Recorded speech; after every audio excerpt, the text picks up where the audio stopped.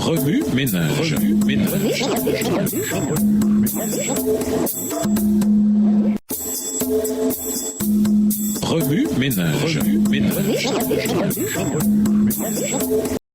Bienvenue dans votre émission Remue ménage. Nous voilà à la leçon de lundi. Interpréter les ouvriers de la 11e heure. Vers la fin de la journée, le propriétaire se rendit compte qu'il lui fallait davantage d'ouvriers pour terminer le travail. De retour au marché, il trouva d'autres ouvriers prêts à travailler dans sa vigne. La parabole se termine d'une manière remarquable et inattendue. Ces ouvriers de la 11e heure n'avaient travaillé qu'une seule heure. Le propriétaire aurait pu commencer par payer ceux qui avaient travaillé toute la journée. Ils auraient reçu le denier convenu et seraient repartis satisfaits. Au lieu de cela, il les fit se tenir à l'arrière de la file d'attente, de sorte qu'ils virent que les ouvriers de la 11e heure recevaient le même salaire que celui qui avait été convenu au début de la journée. Comment réagiriez-vous si vous aviez travaillé toute la journée? Votre premier réflexe serait probablement de faire quelques calculs simples. 1 heure égale 1 denier, donc 12 heures égale 12 deniers. Alors la réalité vous frappe. Vous n'avez obtenu qu'un denier. Comment réagissez-vous? Spontanément par « ce n'est pas juste ». Ce fut exactement la réaction des ouvriers qui travaillaient depuis la première heure. La parabole révèle un principe évangélique simple, mais d'une importance capitale. Nous ne pouvons pas mériter notre récompense. La récompense de la grâce est un don offert de manière égale à tous ceux qui répondent à l'appel de Jésus. Nous ne méritons rien, absolument rien. Le salut est simplement un don à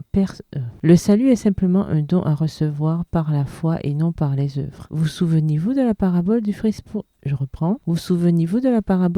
prodigue? Il partit de chez lui, dilapida son héritage et revint finalement chez son père. Dans sa joie, ce dernier organisa un festin, ce qui contraria le frère aîné au plus haut point. Tout lui semblait si injuste. Nous pouvons soit vivre notre vie sur la base d'un contrat avec Dieu ou nous attendre à des récompenses pour notre travail, soit sur la base de la confiance, sachant qu'il nous donnera toujours ce qui est juste. Le mécontentement s'installe lorsque nous ne tenons pas compte des autres ouvriers de notre équipe. Si l'objectif est d'achever le travail dans la vigne, le salaire de chacun n'a pas vraiment d'importance. Notre objectif est alors le suivant. Nous avons terminé le travail et les premiers ouvriers peuvent se réjouir avec les ouvriers de la 11e heure. Si le but est le salut, alors célébrons chaque fils prodigue. C'est tellement libérateur de vivre en faisant simplement confiance à Dieu pour ce qui est juste. Matthieu 20, les versets 4 et 7. Cette parabole s'étend sur une journée de 12 heures. D'une manière particulière, les ouvriers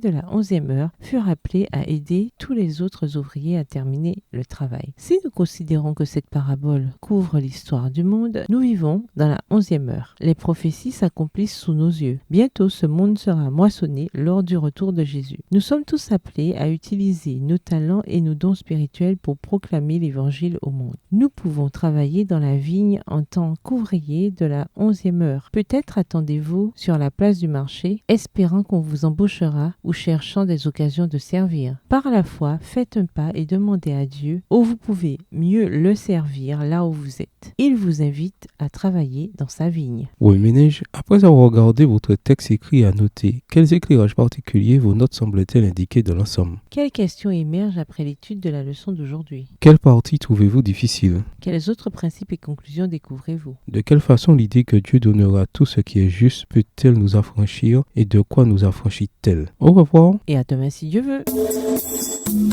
Remue ménage.